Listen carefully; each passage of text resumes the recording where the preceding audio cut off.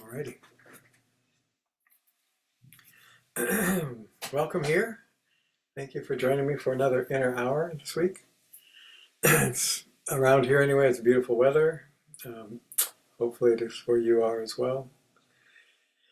A little quick reminder logistically, when you initially log into the inner hour, whether you do it by phone or whether you do it on the computer, if you can mute your audio when you come in, even in the interactive inner hours where we eventually open them all up and connect, in the beginning it's nice to not have the background TVs and radios and conversations, whatever else may be happening in certain homes. So when you first log in, if you can mute your microphones, that would be great. And then of course, if it's not the interactive one, just keep them muted for the duration of the hour, but during the interactive, then of course we open them up and we all chit chat.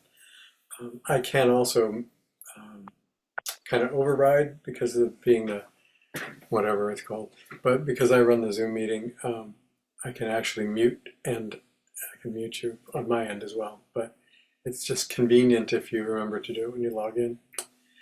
Okie dokie.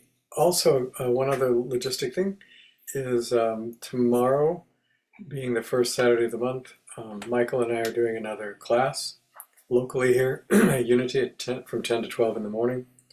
It's our Path of Holiness series. And it's actually not a Unity program, it's a one-by-one program, but we use their sanctuary. And if you're in the area, you're welcome to join us. You do not need to pre-register for that. You can show up. And then this Sunday, I'm the guest speaker at the Unity service on Sunday morning, which is at 10:30. And you are welcome to show up for that too if you like. So anyway, I think those are the logistics. If my lovely wife who's in a different room has any other logistics we need to cover tonight that I forgot, go ahead and open up your mic and let us know. But I think those are the... Yep. The only thing, yes, it's not necessary to pre-register. The only reason it helps to know how many people, not who's coming, but how many people are coming, is if you or Michael have copies of something. We don't want to have 5 copies if there are 30 people coming. We don't want to have 30 copies if there are 5 people coming. Oh, right. That's useful. Yeah. So, Not and most necessary, you can drop in, what? but it's not necessary for us to pre-register, you can just No, no, drop. no. Right. And mostly it's an interactive format, and we don't, as a commonplace thing, we don't have handouts, but every now and then we do. And Michael often, more likely than me, brings some. So anyway, yeah. But so that's that, I think. Alrighty. Well, thank you for being here again tonight. The other thing I want to say is, logistically, I set up the office, but I forgot to unplug the telephone. So you might want to unplug it if you haven't. Yeah, I did that already, but I Okay, forgot to bring the candle over here, so I'm gonna go grab the candle. all right. Your wife has fallen down on the job.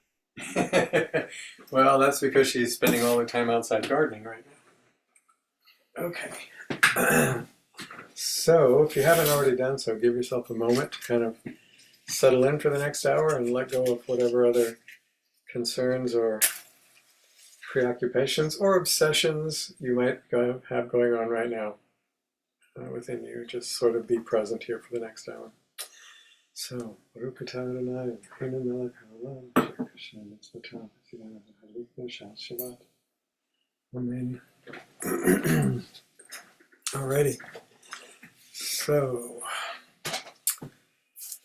So tonight I'm doing a theme one.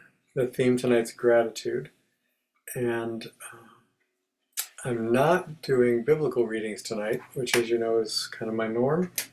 I'm not doing any readings from other sacred literature either. I'm just doing a series of short quotes that I found really meaningful on the kind of theme of gratitude. So hopefully some of these will strike you too.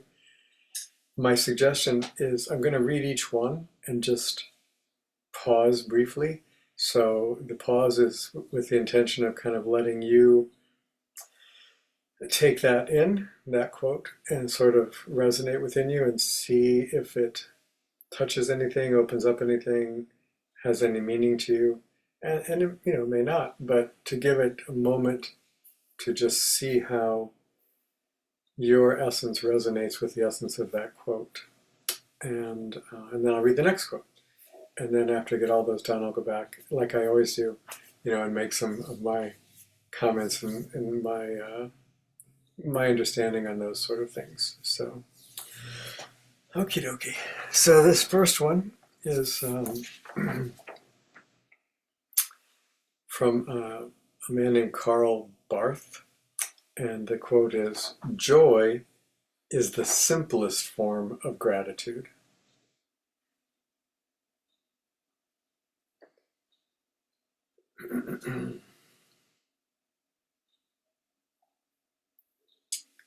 The next one is from Jack Canfield. "Gratitude is the single most important ingredient to living a successful and fulfilling life."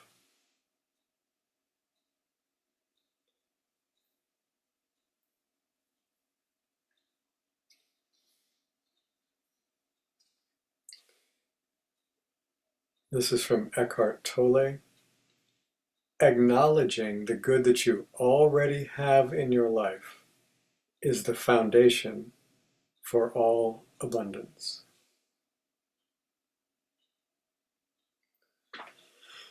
And this actually is one quote from the Bible. This is from the letter to Hebrews. It's 12:28. "Since we have received a kingdom which cannot be shaken, let us show gratitude, through which we offer to God acceptable service, with reverence and with awe."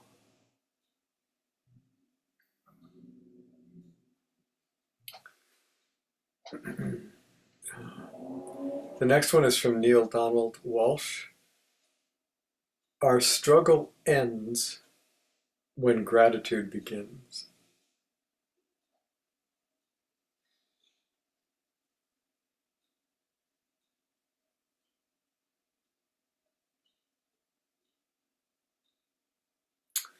And this is from Marcel, I believe it's Proust, it's a French name, Marcel Proust.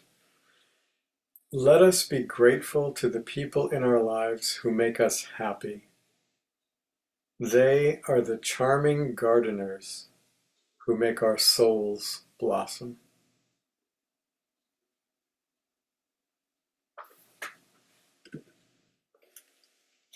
And the last one is from the poet John Milton. Gratitude bestows reverence, allowing us to encounter everyday epiphanies, those transcendent moments of awe that change forever how we experience life and this world.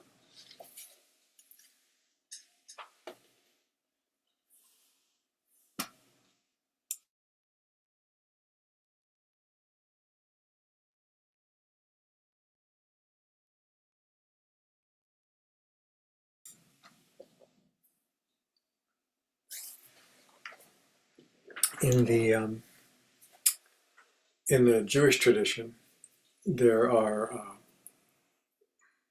many daily prayers that are traditionally done. Most of them are very old. Most of them date back to 1st or 2nd century AD. Not all of them, but most of them, and some actually further back than that, to a couple hundred years BC probably. But anyway, one of the morning prayers is a prayer of gratitude called Modeh Ani, which means grateful am I, or I am grateful. And a common rendering of what it, from Hebrew to English, is grateful am I before you, living in eternal spirit. And it's to be said every morning. Many people who practice that actually say it not only before they begin their day, but there's much more to the prayer, but that's the opening line. And many people who practice that not only say it before they engage in their daily activities, many say it before they get out of bed in the morning. So that starting the day with gratitude, and there's a recognition in that tradition and practice that starting the day with gratitude, instead of waking up remembering all your woes and aches and pains and trials and struggles and disappointments and responsibilities, that you start your day with gratitude and remembering your blessings. So to go back to these, joy is the simplest form of gratitude.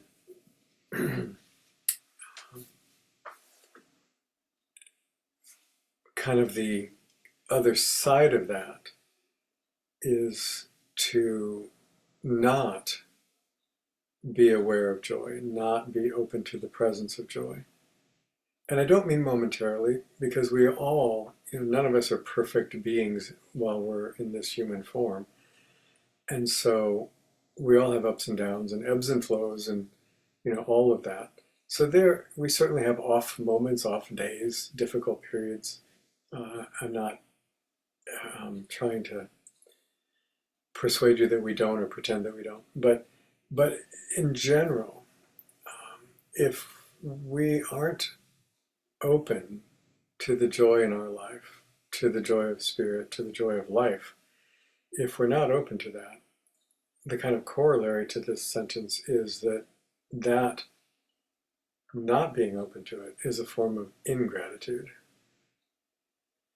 And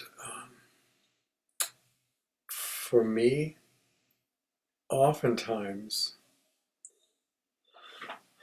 I guess I want to say two things.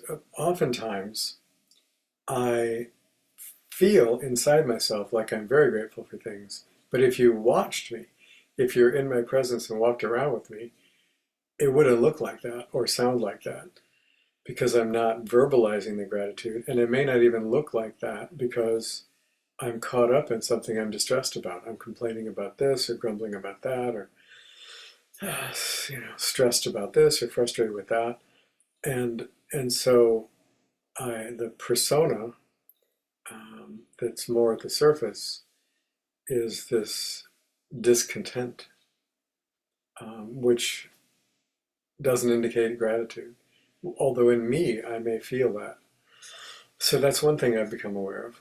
And another thing I've become aware of is that oftentimes when I'm actually not feeling the gratitude, that it is most commonly a lack of awareness on my part. I no longer am in kind of that expanded state of spiritual awareness. I'm not even in the more limited human state of awareness of where I'm thankful for things that I have in my life. I'm caught up in something. You know, it may not be even a stressful thing, although it usually is for me, but it could be just something that I'm just caught up in. And I'm so focused on this, I'm kind of oblivious to everything else and not feeling any particular sense of gratitude. So if something happens, something I really care about is taken away or damaged or threatened, or somebody has the kindness to say to me, you know, that maybe I could spend a little more time expressing my gratitude or paying attention to the blessings I have in my life. Um, Whatever shifts my awareness, when that awareness shifts, that awareness then uh, allows me to open up more to gratitude. I don't remember the order I read these in because I kind of hopped around, so I'm just going to go in whatever order I do now. This is the gratitude is the single most important ingredient to living a successful and fulfilling life. Well, I don't know how old I am because I never remember, but I'm in my early 70s somewhere. And I have to say that's borne out for me. I've tried lots of other things. I've tried making my happiness the most important thing. I've tried pleasing others, making pleasing others the most important thing. I've tried having enough money, making the most important thing. I've tried having a good health, make the most important thing. You know, I've tried a lot of things as well. What if I made this the priority? And there's nothing wrong with any of those things I just said, but but to really, for me, to really sustain a sense of being successful in the sense of having the kind of the quality of life I want to have and having a fulfilling sense of my life. Gratitude is does seem to be like the key to that because fortunes come and go and reputations come and go and people come and go and health comes and goes and you know but being grateful for what we have and grateful for what we don't. Some of you probably know that the particular gym I belong to, long story why, but the particular gym I belong to is a disabilities gym primarily, though it's open to the public, uh, where they do all the Special Olympics training and Special Olympics hosting and also the rehabilitation for people that have disabling things, diseases, accidents, injuries, whatever. And so every time I go, I'm I'm surrounded by more than not the majority of people who are attending there are have some serious disability. You know, they can't walk, they can't use their arms, they can't balance, they can't. You know, I mean, you name it. And so I'm every time I go, I'm thankful for what I don't have, for the afflictions that don't ail me, you know, for the limitations I don't have. And to be honest, every now and then, I've said this before, but I think I wrote it in an article. But one time I was walking around a track, they have a very large indoor track. One time I was walking on the track and my back was sore and I was tired and I wanted to be doing something else, but it was my exercise time, so I went and I didn't want to be there. I didn't want to be doing it. And I'm trucking around this track and going, oh my God, I've got 3 laps to go. And kind of inwardly, you know, like, ah. And And then I'm looking at somebody in a wheelchair on the far side of the track and somebody else working with a therapist in the inner part of the track, just trying to get across a short uh, walkway, that they're with bars for support, that they're trying to help them walk. And I'm thinking, oh my God, I actually really truthfully felt ashamed of myself. So anyway, sometimes that things stimulate our awareness and we kind of flip back into gratitude. Well, this is, I guess, kind of follows that well. Our struggle ends when the gratitude begins. That's that's a very succinct way of saying something very obvious that certainly has been true in my life many times. Uh, the the John Milton's gratitude bestowing reverence. That's something I hadn't thought about too much, but that's also really true. Gratitude increases my sense of devotion and awe. And conversely, my devotion or moments of awe increase my gratitude. There definitely, for me, is a strong bond between those aspects. Um, Speaking of reverence and awe, the quote from the Bible, we receive a kingdom that cannot be shaken, therefore we should show gratitude, and which is offering an acceptable service to God, which I think is really interesting.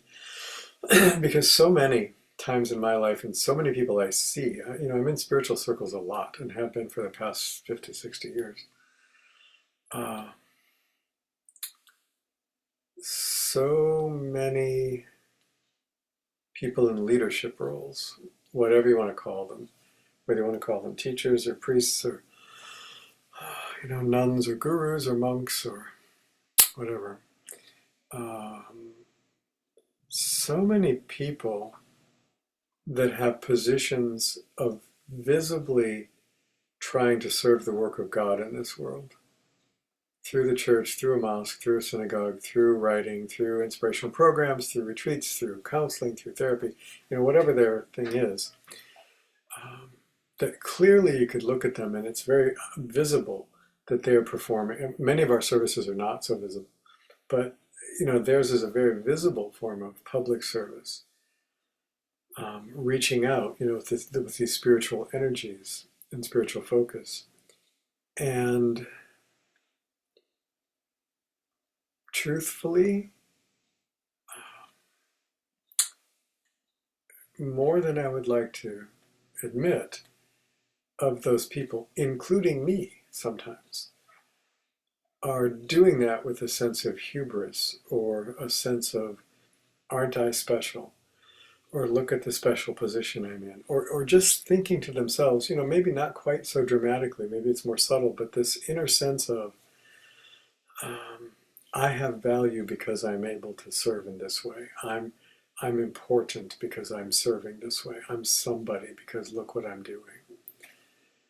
I'm special to God. God's special to me. We have this special thing going. Which, from my perspective,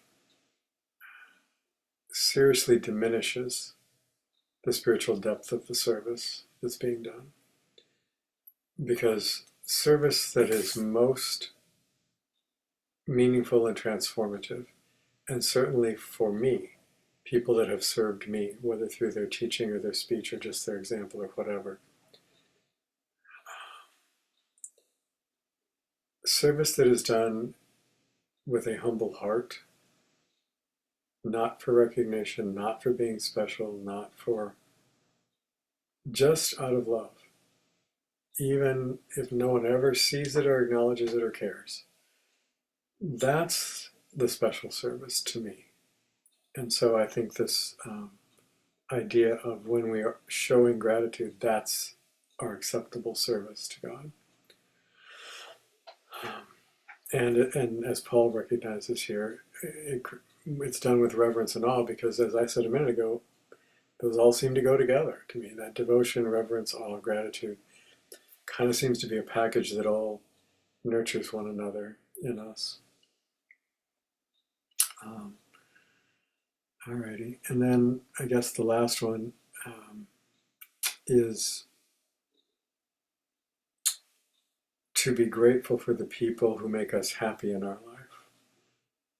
I think that's sometimes overlooked as well. If you have, and I hope you do, someone in your life who on a daily basis or a regular basis, at least if they don't see you, live with you, aren't with you every day. If you have someone in your life who they make you happy, I do not mean that they are fixated on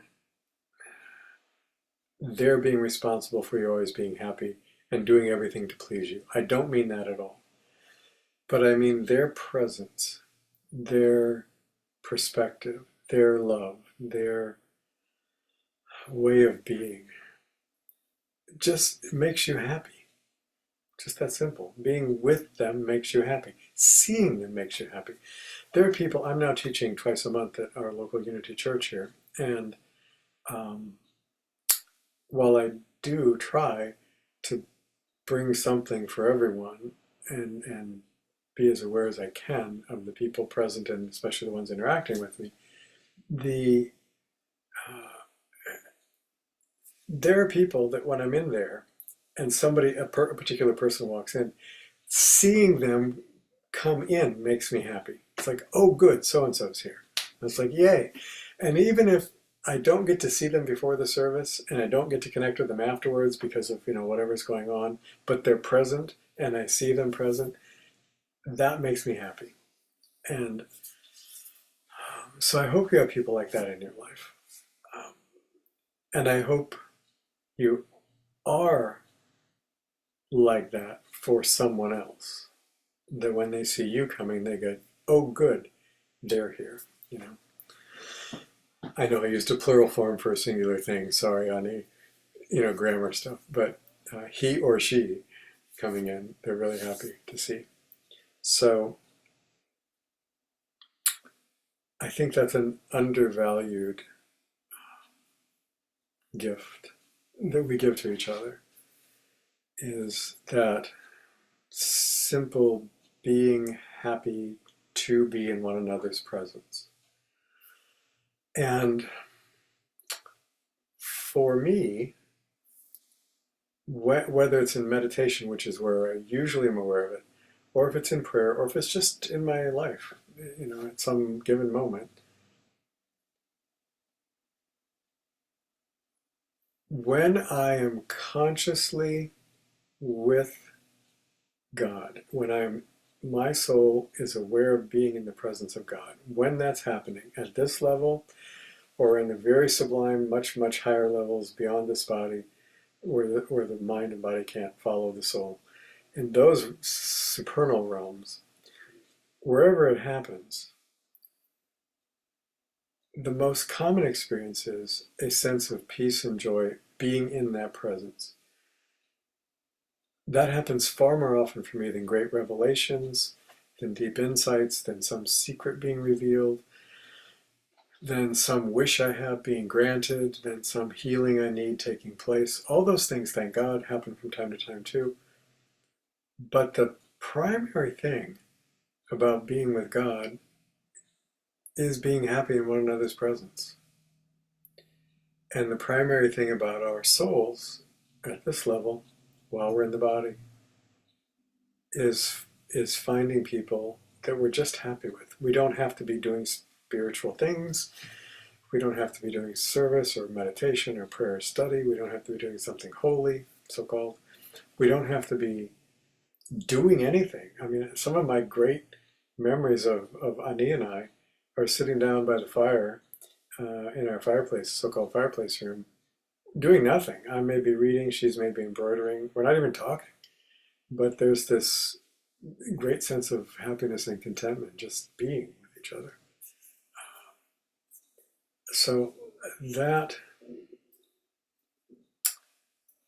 last thing I guess I'll say, and we'll go to meditation, is I think there may be a key in what I just said that so many of us look for happiness and really, really want it and find it missing often in our lives.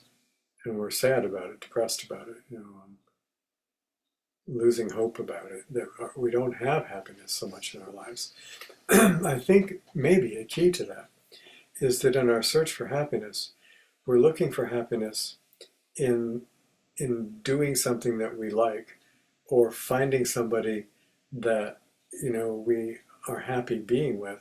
And I just talked about how great that is. But what I'm getting at is often our search for happiness is constrained by how the conditions we think must take place in our life for us to experience happiness. I must have sufficient money that I don't have to worry, then I'll be happy. I must have sufficient health, then I don't have to worry, then I'll be happy. I must have sufficient things that I enjoy doing, then I won't have to worry, I'll be happy. I must have sufficient reputation, then I'll be happy.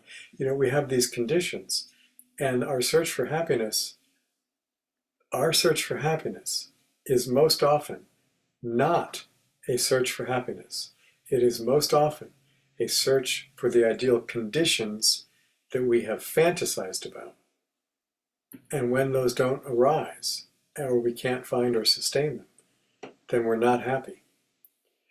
But what if the search for happiness was being happy, not conditions?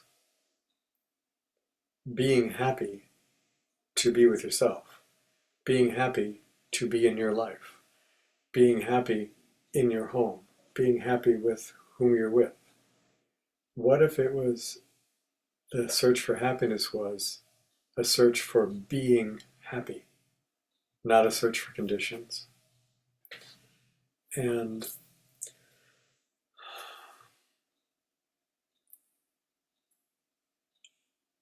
that, I think, is one of the great spiritual gifts when we really do make connections with the divine in ourselves, or in one another, or in the big divine, the transcendent. I think that's what happens. We're happy being.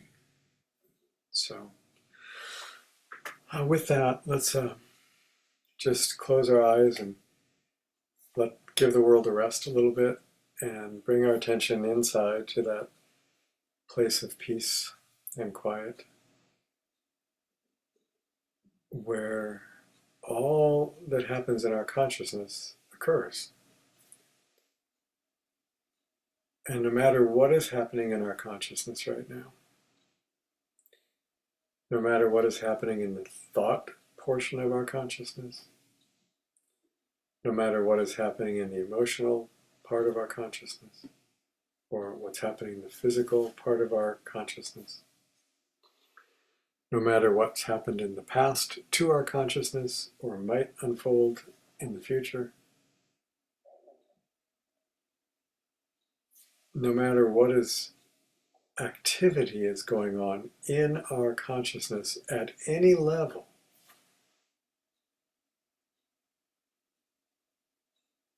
can we just be here with all of that, letting it be what it is, not paying particular attention to any facet of it, not to any particular feeling, any particular impulse, any particular idea. Sitting in the core of our consciousness as a spiritual soul, a divine essence, and just happy to be.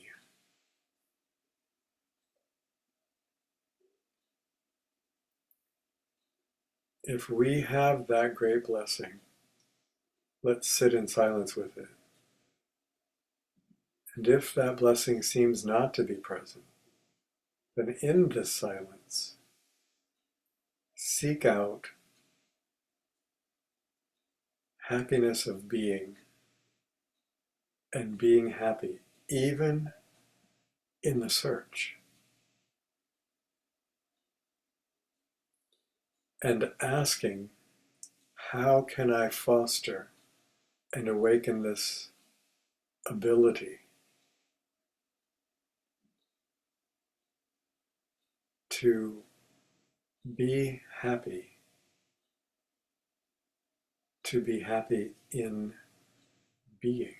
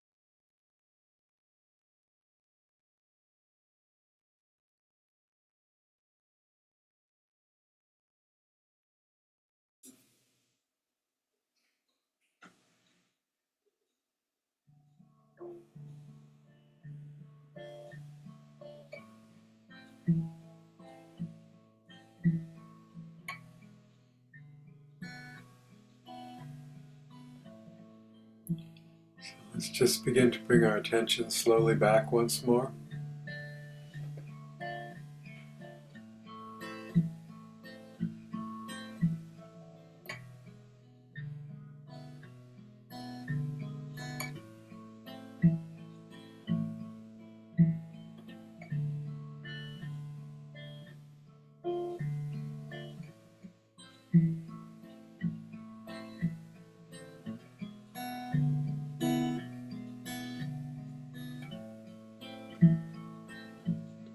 Grateful am I in your presence, boundless life without end. Grateful am I in your presence, boundless life without end. Grateful am I in your presence, boundless life without end. Grateful am I in your presence, boundless life without end. Grateful am I in your presence, boundless life without end. Grateful am I in your presence, boundless life without end.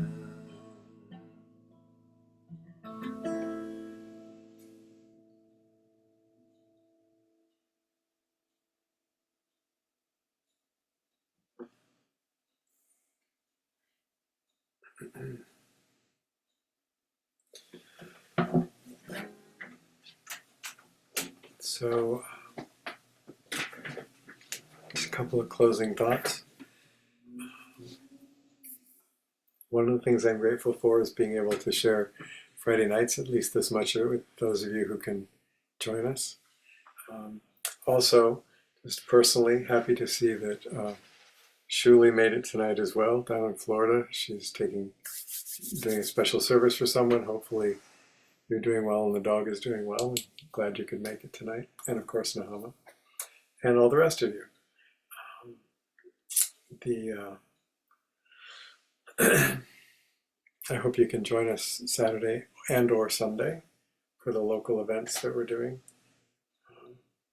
It's always nice. And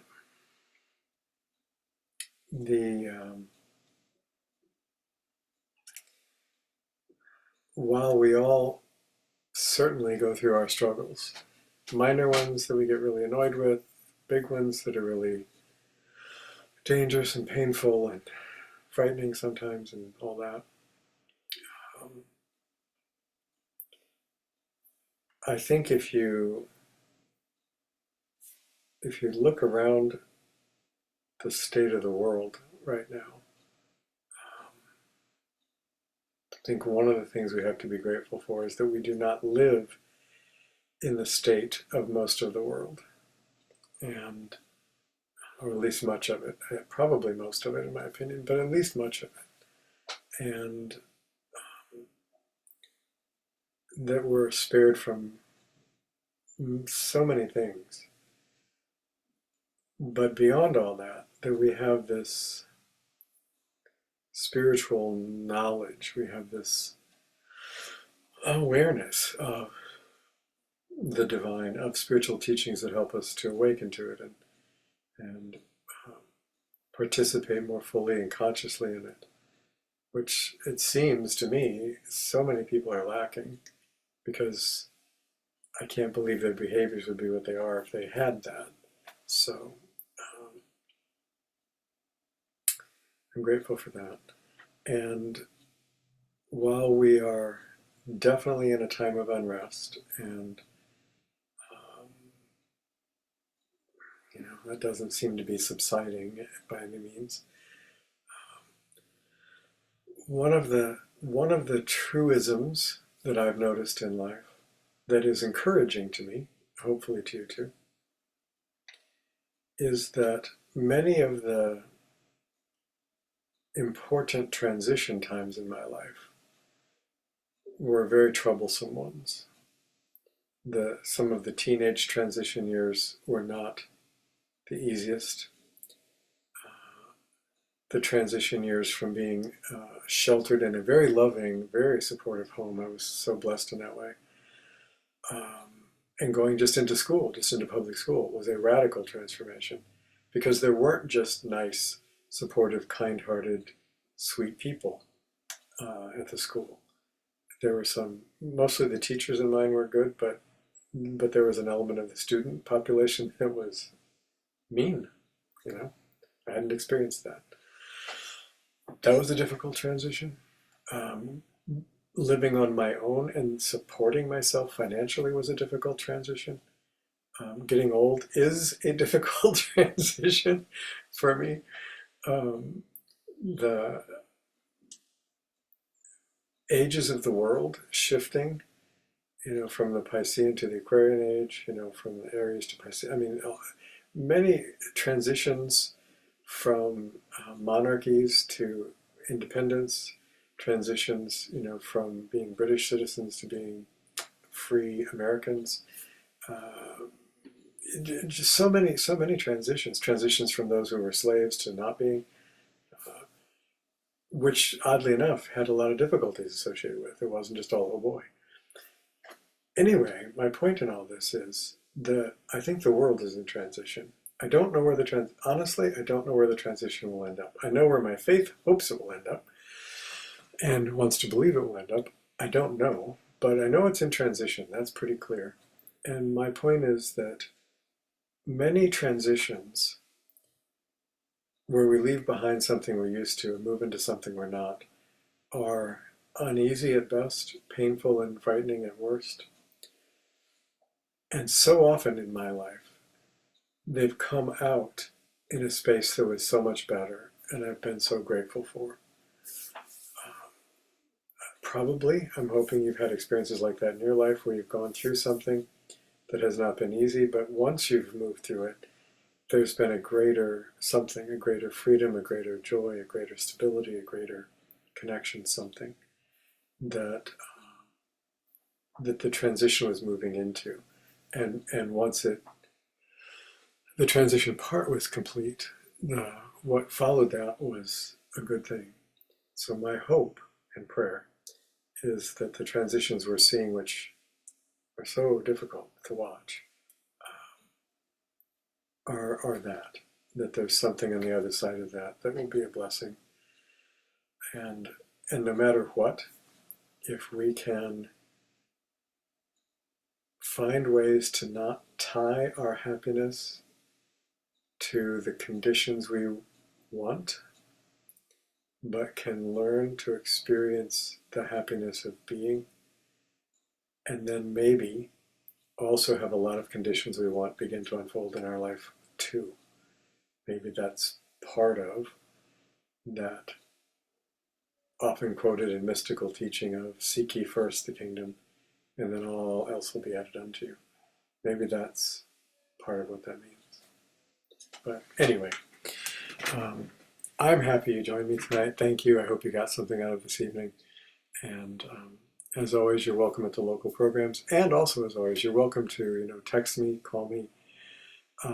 Calling me is more difficult because you have to catch me, when I'm here and at a free time, and vice versa. But you're still welcome to.